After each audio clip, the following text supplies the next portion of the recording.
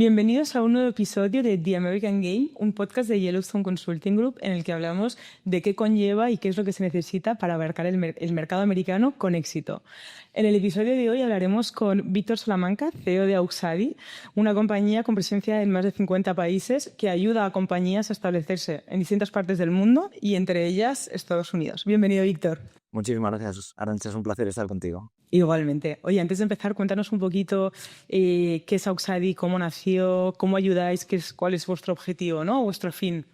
Muy bien, bueno, pues empezamos indicando que la compañía nace en el año 1979, es una compañía que constituye mi padre. En ese momento ya nos dedicábamos a dar servicio a compañía multinacional que se establecía en el mercado español y desde entonces hemos estado ayudando a compañías en su proceso de internacionalización, convirtiéndonos en una extensión del departamento financiero contable de ellas, llevando la parte de Payroll Management, toda la parte de Tax Compliance, la parte de constitución de una sociedad, todo lo que tenga que ver en relación a reporting, Cash Management, una extensión del departamento financiero contable.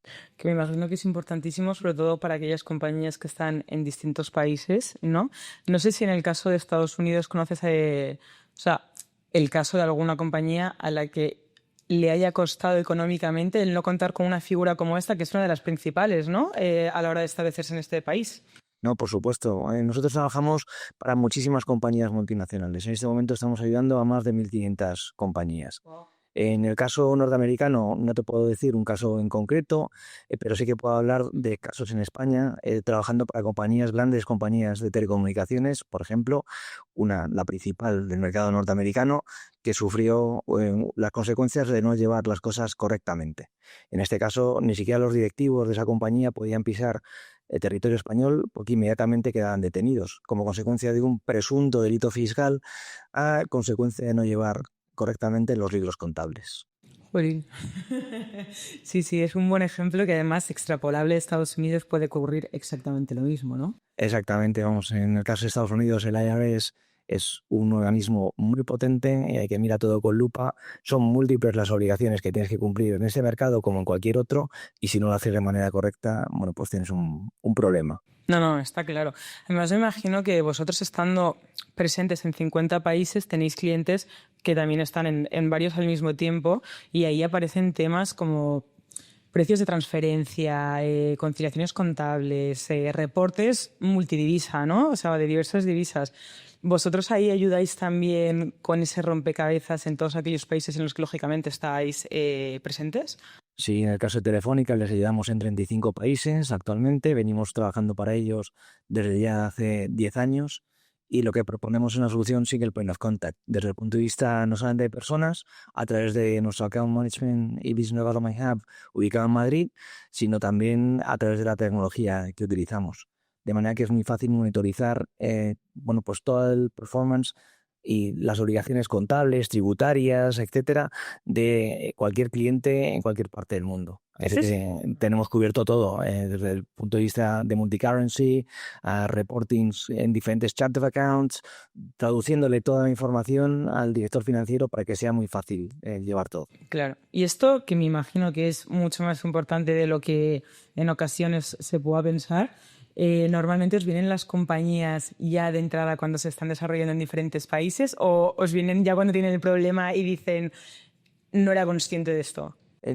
Hay de todo. En el mundo corporativo, cuando ya las cosas están muy estructuradas, estas compañías buscan una solución que de entrada les satisfaga y que no presente ningún tipo de riesgo en materia de compliance. Así que nosotros lo que proponemos es hacer las cosas bien desde el primer minuto y muchas de estas compañías lo están haciendo. Es verdad que en muchas ocasiones nos llega cliente rebotado. Cuando hay poca experiencia en materia de internacionalización, muchas veces también se está mirando el precio más que la calidad y en eso es fundamental el saber guiarte y el llevar las cosas en orden acompañándote de un asesor. No, claro. O sea, yo es que lo estaba pensando porque digo, seguramente hay compañías que tienden a tener partners locales de los distintos países y en cambio vosotros ofrecéis una solución muy distinta, ¿no? Que es en todos aquellos lugares en los que estéis presentes podéis consolidar el servicio.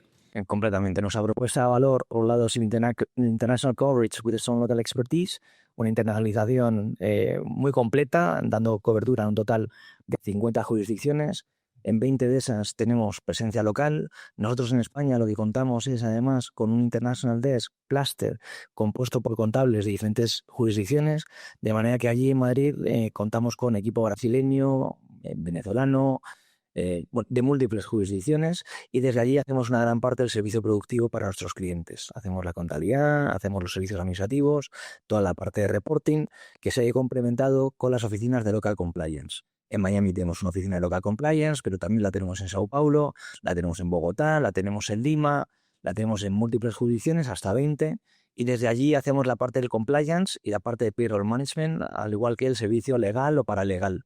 El servicio de transfer pricing también lo tenemos localizado en estas oficinas de Local Compliance. Y en aquellos países donde todavía no tenemos una presencia, nos apoyamos de partners locales a los que les obligamos a utilizar nuestra metodología de trabajo y nuestra tecnología, para asegurar algo que es fundamental, que es la consistencia en la ejecución. Es decir, que los Big Mac, desde el punto de vista, o Whopper, si prefieres los Whopper, desde el punto de vista contable o tributario, que es a lo que nos dedicamos nosotros, bueno, sepan exactamente igual en Madrid que en Estocolmo, que en Berna o que en Montevideo. Porque el cliente al que damos servicio es un cliente que un día está en Montevideo, o está en Bogotá, o está en Lima, o está en Miami, y tiene que tener la misma experiencia de servicio. Así que, por un lado, sí, International Coverage with a Strong Local Expertise, que lo puede decir cualquiera, con una página web más o menos bonita, con bullet points indicando dónde estás presente, pero luego la parte más importante es la consistencia de la ejecución, y nosotros la conseguimos con ese International Desk Cluster, también con tecnología propia. Hemos invertido muchísimo en tecnología, una inversión en los últimos años de más de $20 millones. Somos partners de Microsoft y tenemos una solución muy completa para que el director financiero lo pueda ver en tiempo real, la información contable. Y luego procedimientos y procesos que sean homologados por instituciones que garanticen la calidad de esta solución. Nosotros tenemos la ISAE 3402, la ISO 27001, que permite garantizar estos procesos en múltiples jurisdicciones. Y por último, en esta propuesta de valor, el Single Point of Contact, que son los gerentes multicountries ubicados en jurisdicciones clave, donde tenemos uno en Madrid y otro incipiente aquí en Miami, para ayudar a compañías norteamericanas cuando bajan hacia Latinoamérica o se vienen para Europa. Wow. Y aterrizando un poco todo esto a nivel práctico, ¿se te ocurre ahora mismo algún caso de alguna compañía en la que toda esta estructura que me acabas de explicar y toda esta metodología haya sido fundamental para ellos en toda la parte de contabilidad, de finanzas y fiscalidad? Sí, claro. Un ejemplo es una compañía una compañía española de un par de emprendedores que se llama Kafler, donde nosotros les hemos estado ayudando en su proceso de internacionalización. Desde Seed Capital empezaron a trabajar con una Big Four. No le salió correctamente la apuesta de una entidad de este tipo, que son más de auditoría que del mundo de la contabilidad, y bueno, pues en un momento determinado decidieron apostar por nosotros, y nosotros les estamos proponiendo una solución de una cobertura global en todas las filiales que tienen a nivel internacional. Y bueno, les están muy satisfechos, evidentemente, con la solución que les proponemos. No, claro, me imagino, es bastante completa. En ese sentido, otra de las preguntas que te quería hacer es, al final, luego hablaremos un poco de vuestro reto en Estados Unidos también, y de cómo habéis creado la empresa, habéis ido creciendo y evolucionando. Pero antes de eso, te quería preguntar, tú al final ves muchas compañías que llegan a Estados Unidos, en este caso, que es el país en el que estamos, y supongo que estarás acostumbrado a ver muchos retos, ¿no? Algunos de ellos comunes en aquellas compañías que quieren entrar aquí por primera vez o abarcar el mercado por primera vez. Entonces, no sé si en ese sentido se te ocurre algún reto que sea como muy habitual o alguna complicación que veas por parte de esos clientes que llegan aquí y contratan vuestros servicios o que conoces. Bueno, el primer reto en Estados Unidos es conocer Estados Unidos. Estados Unidos es un país muy, muy, muy grande y el mercado es tremendamente competitivo. Así que hay que quizá elegir otro país para comenzar tu internacionalización. No puedes forzar la internacionalización y pretender ir a conquistar Estados Unidos sin ni siquiera conocer el mercado. Tienes que elegir correctamente cuál es el lugar ideal donde establecer tu sede. Y además tienes que elegir muy bien el modelo de penetración en el mercado. Hay veces que quizá te compense el trabajar con un partner inicialmente y a través de ese conocimiento, pasando un cierto tiempo de aprendizaje, luego des el salto a una estructura un poquito más estable, donde puedas crecer. Nosotros es lo que hacemos en nuestro proceso de internacionalización. Inicialmente, cuando un cliente nos pide unas jurisdicciones donde no estamos presentes, firmamos acuerdos bilaterales que denominamos Local Strategic Partnerships, con firmas más pequeñas que nosotros, a las que les exigimos un modelo de trabajo determinado, con una tecnología determinada, con unos procesos determinados. Nosotros nos encargamos de monitorizar, coordinar todo el proyecto en su totalidad. Y luego, si hay un cultural fit, si el cliente está satisfecho con los servicios del partner, si nosotros estamos satisfechos con ese partner, después de un determinado momento decidimos implantarnos en ese mercado como consecuencia de una adquisición. ¿Cuándo lo solemos hacer? Cuando hemos llegado a un volumen determinado de ingresos recurrentes. Estamos en un modelo de negocio de recurrencia y, por tanto, digamos que el cliente número 2, el 3, el 4 se asientan sobre el 3, el 2 y el 1, siempre y cuando haya satisfacción del cliente. Así que una vez que tenemos un volumen determinado de facturación recurrente en un mercado, consideramos que el mercado es estratégico para nosotros. En lugar de empezar de cero, firmamos un acuerdo de partnership con alguien. Y qué mejor que comprar al partner con el que venimos colaborando en un cierto tiempo si ese partner encaja. Claro. O sea, que tú dirías que al final aquellas empresas que quieren venir a Estados Unidos, replicando un poco, entre comillas, el modelo de Auxadi, es estudiar el mercado, testearlo, ¿no? Buscar alianzas estratégicas al principio y ya una vez tenga lógica y tenga sentido, implantarse y ya desarrollar, ¿no? Sí, bueno, para las compañías españolas hay un montón de diferentes organismos públicos que te pueden ayudar. En este caso el ICEX es una muy buena plataforma para poder testar dónde te puedes establecer. Hay, en el caso de Miami tienes Florida Enterprises, hay un montón de organizaciones como la Cámara de Comercio, el US Spain Chamber of Commerce de Miami o la de Nueva York, que te pueden ir orientando dónde establecerte. Así que no solamente se trata del modelo de negocio, sino si tienes un producto o un servicio que va a triunfar aquí, si tienes la capacidad financiera para fallar, porque vas a fallar, lo importante es que ese fallo que vas a cometer que no sea un fallo que te vaya a matar, sino que tengas la oportunidad de levantarte. El mercado norteamericano es súper complejo. La captación de talento es algo tremendamente difícil. Y no la captación de talento desde la atracción, sino también la retención del talento, el desarrollo del talento dentro de la organización. Es un mercado donde el dinero fluye con una rapidez asombrosa, donde hay muchísimas oportunidades, donde quizá el mercado español no está acostumbrado a competir. Así que es muy importante ir conociéndolo de manera paulatina. Hay compañías que es muy importante establecerse en Nueva York, otras es muy importante establecerse en Austin o en Houston o en Miami, dependiendo del sector. Claro, no, totalmente. Y dependiendo también de cuáles vayan a ser sus proveedores o su cliente final, ahí hay toda una estrategia. Otra pregunta que te quería hacer, al final vosotros estáis en muchos países, ¿qué diferencias ves, sobre todo a efectos de vuestro expertise, de esa extensión financiera de la que estábamos hablando hace un momento?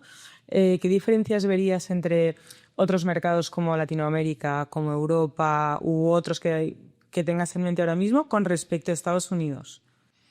Bueno, el sistema tributario es completamente diferente en Estados Unidos con respecto al que podemos tener en Europa. Sí, hay una cosa que se llama Sales Tax, pero funciona totalmente diferente al VAT o al IVA que tenemos nosotros en Europa. Entonces, cada mercado es diferente. El mercado brasileño también es totalmente, tiene sus connotaciones específicas muy diferentes del mercado español.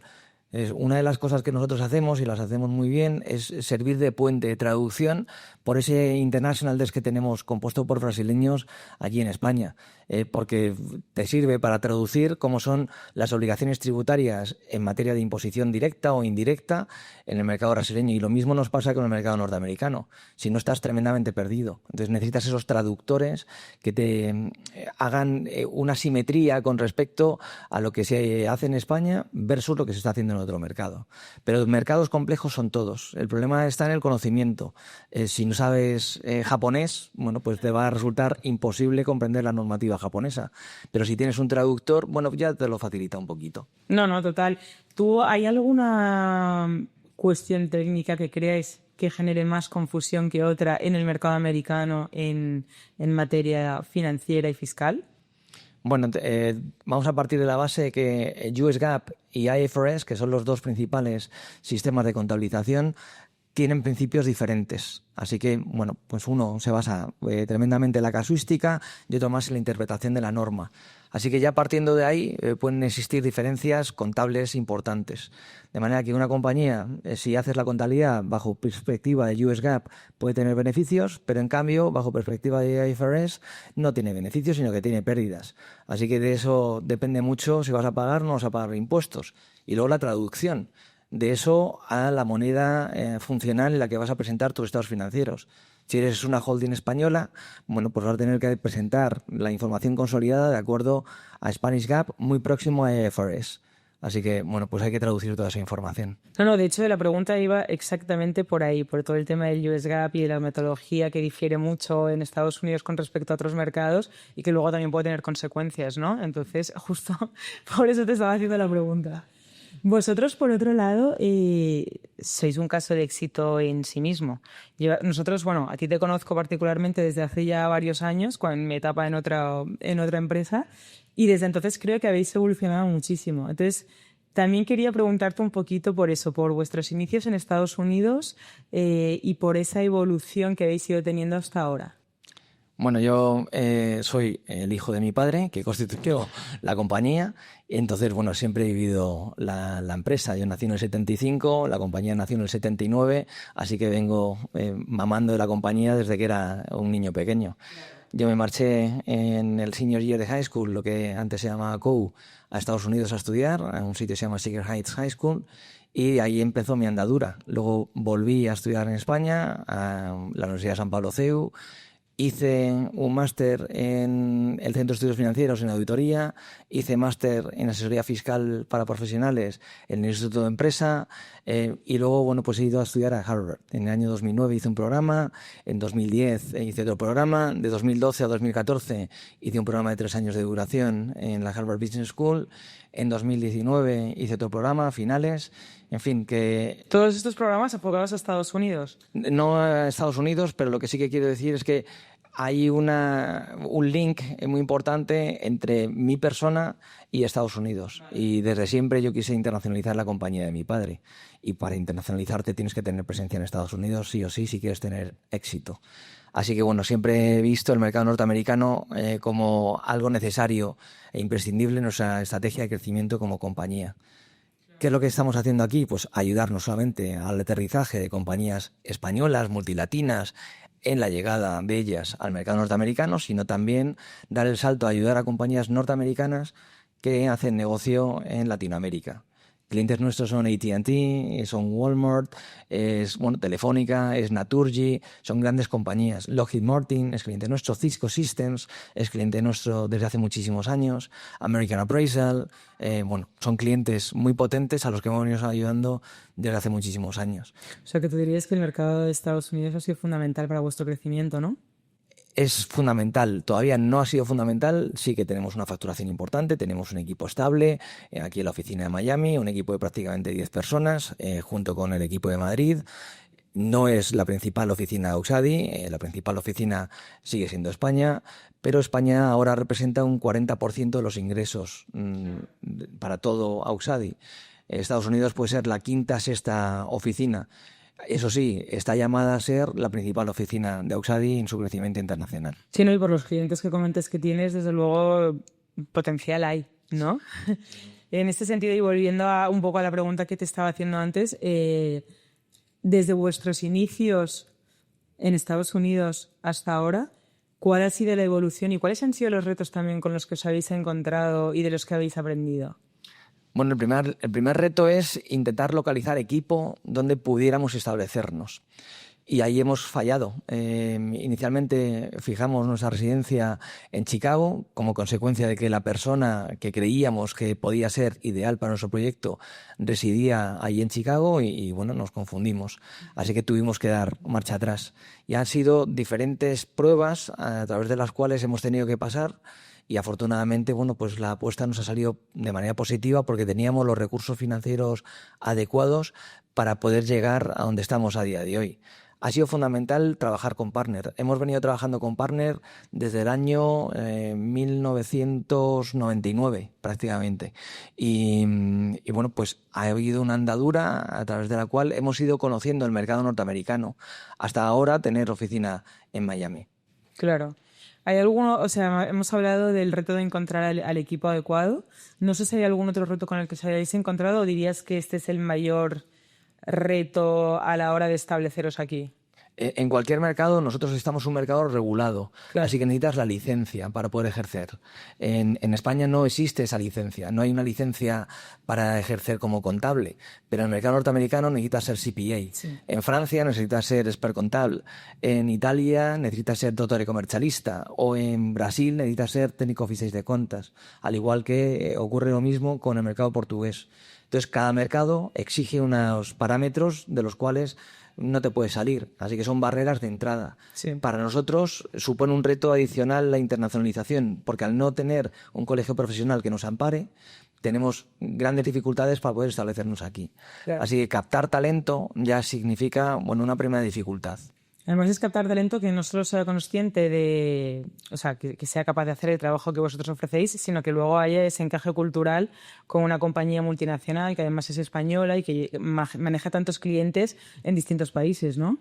Eso y porque seguimos siendo todavía, a pesar de que somos ya una compañía grande, con una presencia muy internacional, no dejamos de ser una compañía familiar. El 60% del capital de la compañía sigue estando en manos de la familia. Hay un 40% que está en manos de un fondo de inversión, pero tenemos un enfoque tremendamente familiar, con una cultura española, lo cual, bueno, en muchas ocasiones puede marcar diferencias culturales con respecto a lo que es normal en el mercado estadounidense. No, total. De hecho, una de las preguntas que te iba a hacer era también si habéis tenido que adaptar, no el modelo de negocio, pero sí la forma de tratar a los clientes, por ejemplo, en Estados Unidos o lo que ellos esperan de una firma como la vuestra con respecto a quizás otros mercados.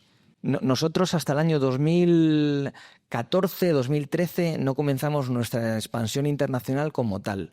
Yo vengo siendo consejero delegado de la firma o CEO desde el año 2009, momento en el cual mi padre da un paso atrás o al margen de la organización y asumo yo el liderazgo de la compañía. Bueno, años tremendamente complicados, 2009, 2010, 2011, la crisis financiera. Y en un momento determinado decidimos internacionalizarnos como consecuencia de que el mercado en España se había caído. Teníamos solamente presencia en España y en Portugal, única exclusivamente.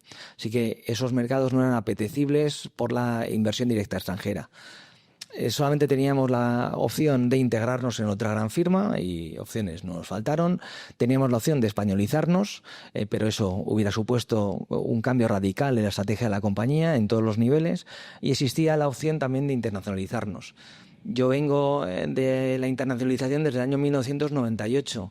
Creé una red internacional de firmas de contabilidad cuando éramos un equipo de 13 personas, que es Auxadi en el año 1998, a lo que es hoy. Bueno, ha crecido sustancialmente, pero inicialmente éramos lo que éramos. Así que monté una red internacional de firmas independientes de contabilidad que llegó a agrupar a 750 profesionales. Y ahí empecé a pensar cómo podíamos crecer de manera internacional asegurando esa consistencia en la ejecución. En el año 2011 decidimos salir de esta red porque no había un planteamiento común en cuanto a calidad, monitorización de satisfacción, que para nosotros era súper, hiper clave. Así que en 2012 comenzamos a preguntar a nuestros clientes a través de encuestas de satisfacción dónde les gustaría que les diéramos servicio. Insisto que en ese momento solamente estábamos presentes en España y en Portugal. Y los primeros dos mercados que nos indicaron nuestros clientes fue Brasil y Francia.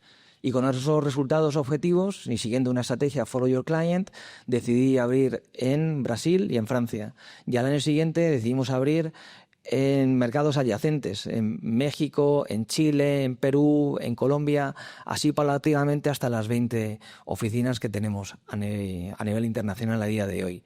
Entonces, bueno, pues ha sido un ejercicio progresivo de internacionalización siguiendo a nuestros clientes y son ellos los que nos vienen a pedir que les demos servicio en otras jurisdicciones. Al inicio, en nuestros momentos iniciales de esa expansión internacional, nos empezamos a centrar en el cliente español. Hasta la fecha, hasta ese año 2012, en nuestro portfolio no teníamos clientes españoles. Y a partir de 2013 es cuando empezamos a darle la vuelta a la tortilla y empezamos a preguntar a clientes españoles si quisieran que les diéramos servicio en otros países. Claro, el FDI, la inversión directa extranjera española, ¿hacia dónde iba en aquel momento? Fundamentalmente hacia Latinoamérica. Y por eso empezamos a abrir oficinas en Latinoamérica. La conexión España-LATAM, bueno, es obvia. Así que, bueno, pues ha sido un camino a través del cual el paso siguiente en nuestra internacionalización es Estados Unidos. España es el segundo inversor en Latinoamérica, en Iberoamérica. En el caso de estadounidense, estamos hablando del principal inversor en la región. Por eso queremos establecernos aquí, no solamente para ayudar a compañías que vienen a este mercado, sino ayudar a compañía norteamericana cuando baja hacia Latinoamérica. Bueno, establecidos ya estáis. O sea, ahora Desde estás hace un creciendo, montón, ¿no? sí. Y consolidándose. Eso, sí. Y, o sea, en relación a todo lo que estabas comentando, te quería volver a preguntar un poco la parte de si a nivel cultural os habéis tenido que ajustar un poco a la hora de tratar a un cliente, por ejemplo, americano, que sea distinto, por tema cultural sobre todo, o por expectativas. Más bien al revés, porque nosotros, date cuenta que desde el principio estábamos hallando al cliente norteamericano cuando llegaba a España. Así que nuestro cliente habitual era un cliente tremendamente internacionalizado, donde tenía las cosas muy estructuradas. Ese era el entorno habitual donde nosotros trabajábamos. Un director financiero, un VP of Finance de Cisco Systems, ubicado en Palo Alto, que tenía ya un template que teníamos que rellenar. ¿Qué es lo que pasó? Que cuando nos empezamos a enfrentar al reto de internacionalizar o ayudar a compañías españolas en su internacionalización, la compañía española no tenía esa experiencia. Claro. Recuerdo casos de compañías españolas que nos pedían templates o modelos de reporting, o incluso un productor de zapatillas español ubicado en el Levante, no voy a indicar la compañía, que un día nos pidió un resumen de la normativa laboral de China. Si me das alguna información adicional, quizá lo podamos concretar. Claro. Pero imaginaos lo que puede suponer un resumen de la normativa china en materia de contratación o despido o ayudas, etcétera. Bueno, pues nos hemos tenido que amoldar a ayudar al cliente español apoyándole para que aprendiera a internacionalizarse. Mucha gente en aquel momento no estaba preparada porque no hablaba ni siquiera inglés. Claro. Y eran los controllers o los directores financieros de compañías españolas.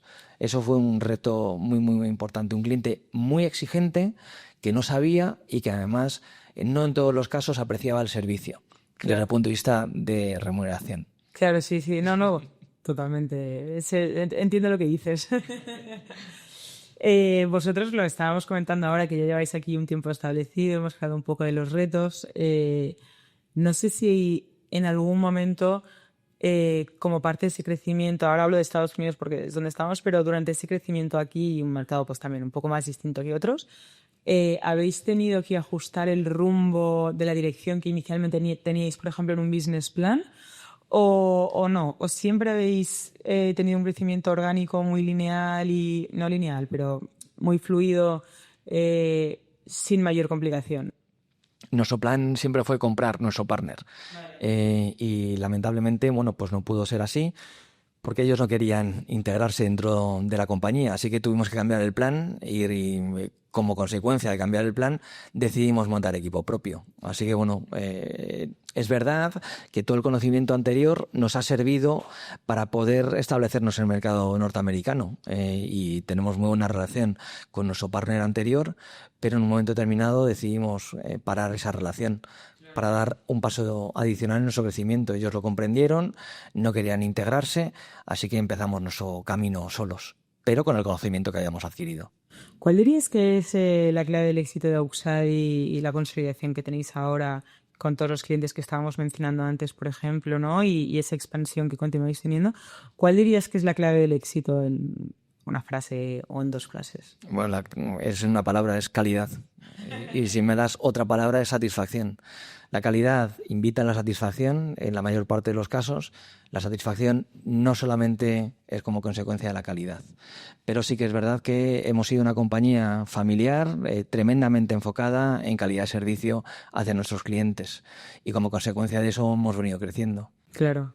Vosotros, yo sé que una de las cosas que vais a hacer ahora también, ahora voy a hablar un poco a futuro de Auxadi, es continuar ese desarrollo, ¿no?, en Estados Unidos, y tenéis algunas iniciativas como por ejemplo los LATAM Days, en los que es una jornada que hicisteis en Madrid, que ahora se va a hacer en Miami, en el que se exploran, ¿no?, las oportunidades de negocio entre Estados Unidos y Latinoamérica, en este caso, en el que se va a celebrar en Miami. Cuéntanos un poco, si quieres, en qué consiste esto y qué otras iniciativas o qué otros planes tenéis para continuar desarrollando vuestra presencia y vuestra marca en el mercado. Uno de los factores críticos de éxito en cualquier estrategia y en la implantación y desarrollo de la estrategia es el branding. Entonces, para nosotros es muy importante que se nos conozca. En el mercado español se nos conocía fundamentalmente grandes despachos de abogados como Clifford Chance, como Baker McKenzie, Uría, Garrigues, Pérez Llorca. Bueno, todos ellos nos conocían perfectamente. El siguiente paso fue intentar que el cliente final, un Telefónica o un Naturgy, nos conociera. Eso lo hemos hecho a través de ejercicios de difusión de contenido, de generación de contenido y la difusión del mismo para promocionar la imagen de marca a través de webinars, de seminarios, de research reports, etcétera. Cuando llegamos al mercado norteamericano nos conoce poca gente. Es verdad que nos conoce Lockheed Martin, nos puede conocer Walmart, nos puede conocer AT&T, nos puede conocer marcas muy reconocidas en el mercado que nos han probado en el mercado español. Pero una gran parte del público norteamericano todavía no los conoce. ¿Qué es lo que estamos intentando hacer? Pues generar contenido a través de los LATAM Days, a través de un informe que estamos haciendo sobre la perspectiva de compañías norteamericanas cuando invierten en Latinoamérica, y enfrentándolo a otro informe que hemos venido patrocinando, que es la perspectiva de la inversión española en Latinoamérica, y comparar esas dobles perspectivas. Bueno, los LATAM Days, que lo vamos a celebrar el día 18 de noviembre, es un primer evento, y luego van a haber muchos otros eventos como desayunos de trabajo, como la colaboración con marcas españolas, otras colaboraciones con marcas no españolas, pero que están presentes en el mercado norteamericano, que nos puedan hacer de difusores del conocimiento, para que el director financiero, que es el comprador, es el decision maker a la hora de elegir los servicios que nosotros estamos prestando, que nos conozca y que luego, bueno, nos pueda dar la oportunidad de trabajar con ellos. Claro. No sé, que al final estáis trabajando activamente, ¿no?, en iniciativas que os permitan llegar a un nuevo público, ¿no?, que quizá todavía no conozcáis tanto.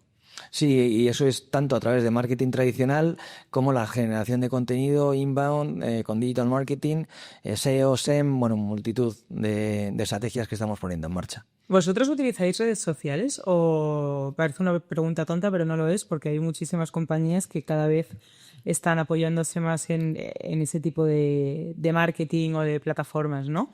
Bueno, no solamente eso. Nosotros, bueno, sí, tenemos, para responder concretamente a la pregunta, LinkedIn es una herramienta fundamental para nosotros.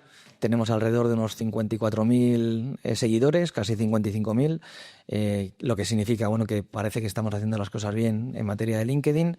Pero no solamente LinkedIn, también hacemos patrocinios. Nosotros patrocinamos un equipo de fútbol, el cuarto club de fútbol de la ciudad de Madrid, por Champions, no Real Madrid, y que por favor que no se enfaden los atléticos, pero Real Madrid, Atlético de Madrid, luego sería Rayo Vallecano, y dentro de la ciudad de Madrid estamos nosotros, que es el Unión Adarve, un club de segunda B que estuvo a punto de subir a primera ref, que es con la transformación de la Federación Española de Fútbol, se dividió segunda B en primera y en segunda ref, y tenemos una cantera de niños que es la cuarta de Madrid, justo detrás de estas que te acabo de mencionar, y compitiendo al más alto nivel. De hecho, te iba a decir que justo creo que vi una publicación que hiciste tú en LinkedIn hace poco relacionado con esto. ¿Puede ser? Hacemos muchas cosas en LinkedIn, puede ser. También vamos a celebrar la semana que viene un torneo social. Eso, yo creo que fue eso lo que vi, vale, sí. Yo he jugado en la Liga Nacional de Fútbol Sala hace ya muchos años, pero sí, monté un equipo de fútbol sala en Ausadi para que la gente me conociera, la gente de la empresa, no solamente en el entorno profesional, sino también jugando allá. Y luego hice un torneo de pretemporada en el mes de septiembre. Vamos por la 16ª edición, y desde hace unas ediciones, me parece que son 7, 8 ediciones, lo hemos transformado en un torneo de responsabilidad social corporativa. Hemos levantado alrededor de unos 300.000 euros, casi 400.000 euros en ayudas a diferentes proyectos. Este año ayudaremos al Colegio de San Michael allí en St. Martins, en Nairobi, en Kenia. El año pasado lo hicimos para el Hospital de San José. El anterior la Fundación Aprender, una asociación para ayudar a niños de Ucrania, niños refugiados de Siria, Menudos Corazones, muchísimas iniciativas sociales vinculadas al mundo del fútbol, y el proyecto que tenemos con EADARBE no deja de ser otra iniciativa adicional. Tenemos 900 niños en cantera y damos muchísimas becas. Qué bueno que tengáis esa parte social también, o sea, ya no una cuestión, porque hemos empezado hablando de patrocinios, pero luego nos hemos ido un poco a este lado, que también son patrocinios, pero con fines sociales. Ya no va tan dirigido al CFO o al director financiero, sino que también tenéis otra línea, ¿no?, de patrocinios o de apoyo, también dirigido al apoyo a aquellos niños, en este caso en riesgo de exclusión social, o a aquella población, ¿no?, que necesita un poco más de ayuda también. Sí, no, si puedes ayudar, tienes que ayudar. En cualquier momento puedes ser tú el ayudado, así que tienes que ayudar. Totalmente. De hecho, en Estados Unidos, por ejemplo, eso también es una tendencia, no utilizo la palabra correcta, pero es algo que también se valora mucho. Es decir, aquellas compañías que no solo están patrocinando temas corporativos, sino que también apoyan fines sociales de todo tipo. Sí, intentamos nosotros implicar a todas las oficinas y hacemos muchas iniciativas. Además de este torneo en la Ciudad de Madrid, en todas las oficinas que tenemos procuramos hacer campañas que vengan impulsadas por los country managers que tenemos en cada una de estas oficinas para ayudar. Entonces, en Sao Paulo ayudamos, en Bogotá ayudamos, en Nicaragua ayudamos, en El Salvador ayudamos, en Costa Rica ayudamos. Hay que ayudar y se puede ayudar. Hemos hablado un poco de dónde estáis ahora, ¿no?, de todas las acciones que estáis haciendo, no solo en Estados Unidos, sino también iniciativas que lleváis en distintas partes del mundo. Quería preguntarte también, porque nos va quedando cada vez menos tiempo para terminar el episodio, ¿cuáles son vuestros objetivos o cuál es vuestra visión en un periodo de tiempo a corto o medio plazo? Sobre todo en Estados Unidos, pero también a nivel internacional. Bueno, mi objetivo es que la compañía me sobreviva, eso en primer lugar. Lo cual, hay que decirlo, no te rías, que es verdad, porque hay gente que está interesada en dar el pelotazo y vender la compañía y convertirse en multimillonario. Ese no es mi objetivo. Mi objetivo es que la compañía permanezca, que siga sólidamente su crecimiento internacional, y para eso tienes que mejorar constantemente. Soy muy autocrítico e intento mejorar todos los días, pero todavía es muchísimo más crítico el mercado. El cliente no te perdona. Si cometes un error, te van a pasar. Así que, bueno, por lo que intento es que todos los días mejoremos. Tenemos un plan de crecimiento, tenemos que seguir creciendo. Si no creces, decreces, y si decreces, mueres o eres integrado por otro. Y para nosotros es fundamental centrarnos en calidad, centrarnos en satisfacción, para que el cliente esté satisfecho y que nos dé oportunidades de crecimiento. Y eso al mismo tiempo sirva para tener la opción de darles oportunidades de crecimiento a nuestros empleados. De estar detrás o de estar con un fondo de inversión, hay veces que el fondo te puede llegar a confundir y crecer desmesuradamente, y eso puede conllevar problemas de calidad. Nosotros pretendemos no perder el norte y tener la opción de poder seguir ayudando a nuestros clientes en base a la calidad, y que esta calidad impulse el crecimiento. Es decir, que el crecimiento sea consecuencia de hacer las cosas bien y no viceversa. No crecer por crecer, comprar por comprar cosas que luego no puedes digerir, y entonces, bueno, pues que en un momento determinado tengas que desaparecer. Claro. Para nosotros es muy importante el controlar crecimiento. Cuando hablamos de crecimiento, ¿estamos hablando de crecimiento a nivel presencial en distintas regiones o estamos hablando de ofrecer más servicios dentro de vuestra línea de negocio? Las dos cosas. Vale. Nosotros tenemos que tener mayor presencia geográfica, es un must be. Hace un mes, en el mes de agosto, a principios de agosto, compramos Bélgica, nuestro partner en Bélgica. Habíamos comprado un mes antes a nuestro partner en Transfer Pricing, con presencia en Grecia, en Italia, en Luxemburgo, en España, en Panamá, en Reino Unido. Compramos unos meses antes una compañía de servicios paralegales, se llama Afience. Afience, TPS, Transfer Pricing Services, es la que o Transfer Pricing Specialist, la que compramos hace un par de meses, y Fidelium, la que hemos comprado en Bélgica, y ahora seguimos negociando para comprar otros partners que tenemos. Tenemos que tener presencia sí o sí en Luxemburgo, tenemos que tener presencia en Francia, tenemos que tener presencia en Alemania, tenemos que tener presencia en Italia, tenemos que tener presencia en Reino Unido, y son mercados para nosotros hiperclaves. En el mercado norteamericano es posible que tengamos que realizar alguna compra adicional. Es tan sumamente grande que quizá Miami no sea lo suficiente y tengamos que tener una oficina en California, Silicon Valley, que tengamos que tener otra oficina en Boston o Nueva York. No, está claro. Te estaba escuchando y me estaba volviendo un poco loca con la cantidad de cosas que hacéis y todos los movimientos de expansión tan rápidos que estáis llevando. Y ahí me ha surgido una duda que es para ti, o sea, como CEO de Auxadi, que además yo sé que tú estás en todos los detalles porque nos hemos cruzado algunos correos en los que estás y los lees. ¿Cómo gestionas este nivel de expansión, de presencia, de todos los retos que deben de haber en diferentes mercados, los empleados, todas las cositas que van saliendo? Porque yo he visto que estás encima de todo eso, ¿no? Entonces, como CEO, ¿cómo es gestionar todo eso, más la visión que tienes, los proyectos nuevos y demás? Bueno, no estoy encima de todos los detalles porque sería imposible. O sea, tenemos un equipo en operaciones del cual pues no me puedo ocupar, evidentemente. Entonces tenemos un equipo muy sólido en el ámbito de operaciones. Acabamos de fichar a una persona que ha sido el Chief Operating Officer de Baker McKenzie para toda la región de EMEA, que es una persona tremendamente senior. Hemos fichado también a un VP para todo el área de marketing, desarrollo de negocio, de comunicación. Hemos fichado también una persona para que se encargue toda la gestión de los lockers de TD Partners. Tenemos una persona que está... y cuando hablo de una persona, es una persona y sus equipos. En mi equipo, para solamente gestionar la compañía, estamos hablando de 50 personas. Aún así, me parece, o sea, entendiendo lo que me estás diciendo, me parece muy complejo la capacidad que tienes de poder tener cierto control, aunque no estés encima de todos los detalles, de todos los países en los que tenéis presente, todos los detalles, las diferencias que tiene que haber, ¿no?, entre las necesidades de los clientes en un país o en otro, o el tema cultural que hablábamos antes. Por eso te hacía la pregunta un poco. Bueno, pero es cuestión de vivirlo desde pequeño. O sea, mi padre era igual y entonces lo vives y paulatinamente pues vas adquiriendo sí, esa capacidad. Esa capacidad. Pero duermes bien, todo bien. De momento sí. Es que te estaba escuchando y te lo sabías todo de memoria y son muchísimos cambios los que nos estábamos mencionando hace un momento y digo, wow. Bueno, hay que vivir la compañía todos los días y a todas horas. Entonces, claro. Eso pues no es un trabajo ser CEO o Executive Chairman de una organización, no es un trabajo de 8 horas, son 24 horas y todos los días de todo el año. No hay vacaciones, no hay sábado, no hay domingos. Pero me parece un reto en sí mismo la función que ejerces tú dentro de Auxadi. Por eso te lo preguntaba. Vamos a tener que ir terminando el capítulo en el que hemos estado hablando hoy, pero sí que quería, antes de cerrar, si tienes algún consejo para aquellas empresas que quieran abordar el mercado. Lo hemos tocado un poquito, pero no sé si tienes algún otro consejo para cerrar.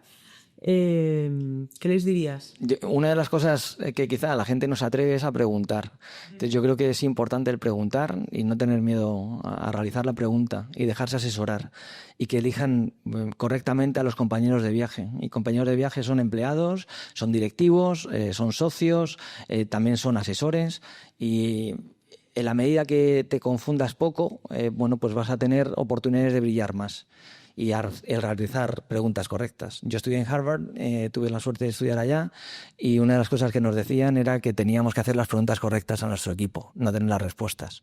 Es buena esa reflexión también. Oye, muchísimas gracias. No sé si hay alguna cosa que se nos haya quedado en el tintero, porque la verdad que hemos hablado de bastantes cosas. Por mi parte, yo creo que no tengo ninguna otra pregunta. Estoy segura de que volveremos a hacer algún episodio en algún otro momento en el que nos vas a poder contar más. Pero antes de cerrar, sí que quería preguntarte si había alguna otra cosa que tú quisieras comentar o no. No, encantado. Y nos volvemos a ver cuando la oficina tenga por lo menos 30 personas. Estaré aquí. Encantado. Fenomenal. Que además sé que está en crecimiento esa oficina y que tienes nuevo talento, ¿verdad? Sí, estamos encantados, sí. No, pues felicidades por eso también y muchísimas gracias por estar hoy con nosotros. Gracias, Arantxa. Muchísimas gracias. Y a todos los que nos han escuchado hoy, muchas gracias y nos vemos en el próximo episodio de The American Game.